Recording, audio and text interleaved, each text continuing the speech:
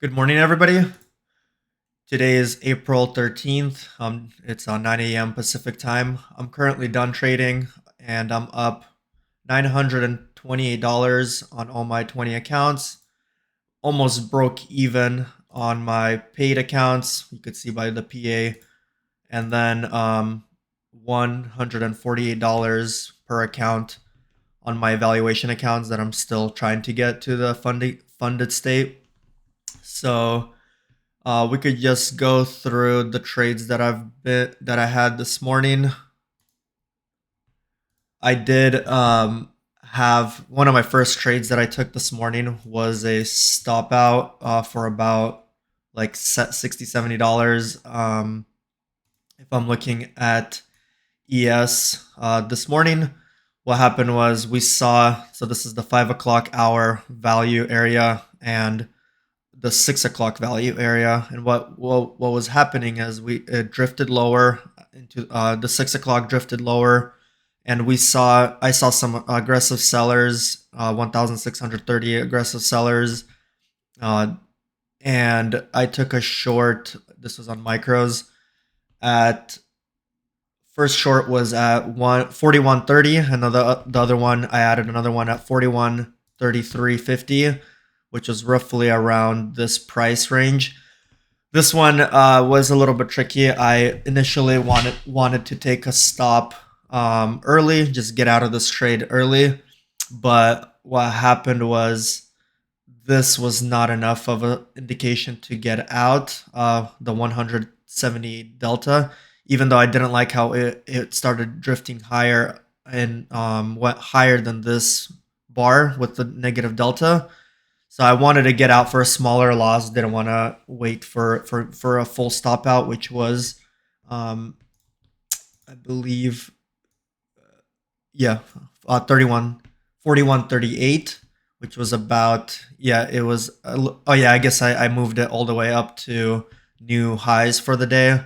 So ideally, it should have been here. It should have been a small stop, but I I thought it might not break this high. And then yeah, you saw some even more sellers or buyers stepping in, which made me uh, almost like I think it was not a wise trade that I did, holding it this long. This was a good setup, but once it starts going against you, you should just cut your losses and don't wait for a full stop out. So could have been a little bit more profitable today. I did, and I actually did not take the short on my on the ES contract. I only took it on micros. As you can see, I didn't take a short here. So as the market started drifting higher, we saw a first seller step in a little bit higher at 720, but then it just kind of got rejected, which for me, I'm not looking for these types of shorts. And then what happened was I saw, let me look at this delta here. So I saw this aggressive sellers. This is what I'm looking at if I'm doing more of a counter trend. And I see 3,100 negative delta on this bar, and it pushed lower, kind of below this value area.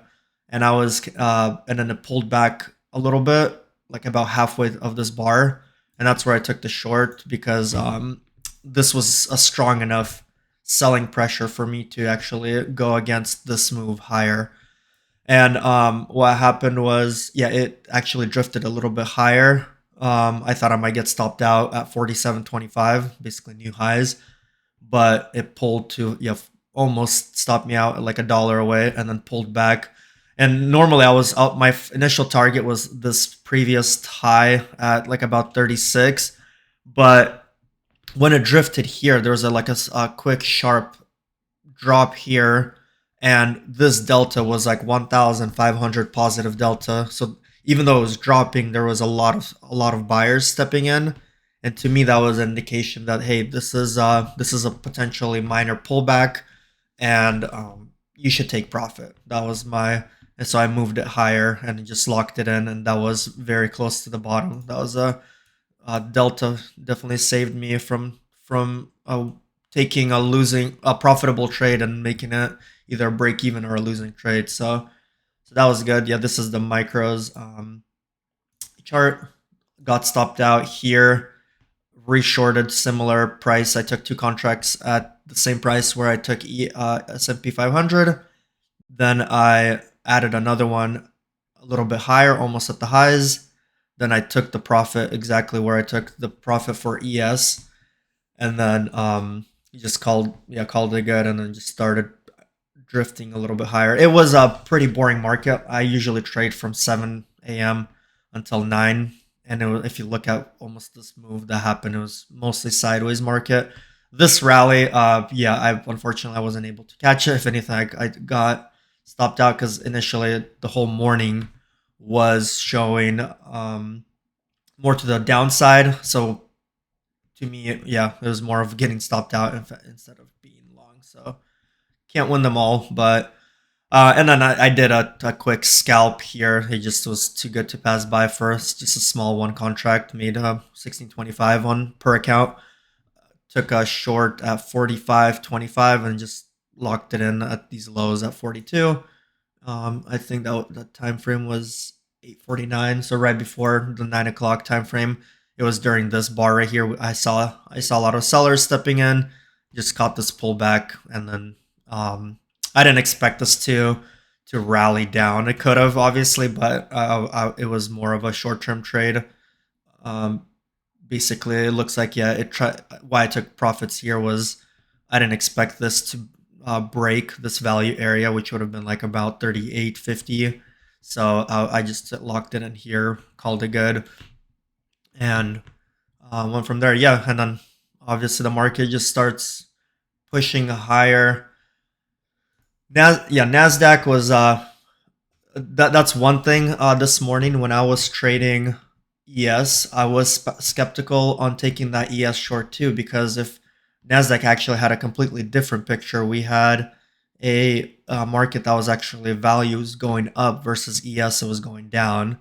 So for me, I was almost hesitating to take that short. I think it was a mistake, to be honest, because Nasdaq was strong. Even though there's a lot of sellers, I think that's why it confused me a little bit. I thought it might be just stagnant here, and then if anything, start dropping lower because ES was on the weaker side. But we saw this huge breakout of all these the 980 positive delta, and it kind of took out most of these sellers here. So I think this is almost like a short squeeze that happened on Nasdaq, and it just pushed higher. So not the best day for trading for me as far as profit wise. It's still, I'm glad I'm not taking a losing day today, but I am on a 10 winning day streak, which is pretty great. Obviously not huge profits today, but still great profits for considering it's on 20 accounts. I think that covers mostly everything that I wanted to cover today. Yeah, if you have any questions or if you find this information useful, feel free to subscribe. I'm going to make more educational videos on more of my trading methodologies, setups, and so on. I do plan to still make that video about the trading, the funding company that I use, that I use for funding these that funds these accounts. Sorry, I'm slurring my words. And yeah, I'll make a video on that. It's I think it's a very great opportunity. I've been trading for over 7 years now, and only recently started trading on these funded accounts instead of using my my personal funds. So it was a bit of a game changer, especially that you could leverage a lot more accounts, and you're not really risking a lot to make a lot. If that makes sense.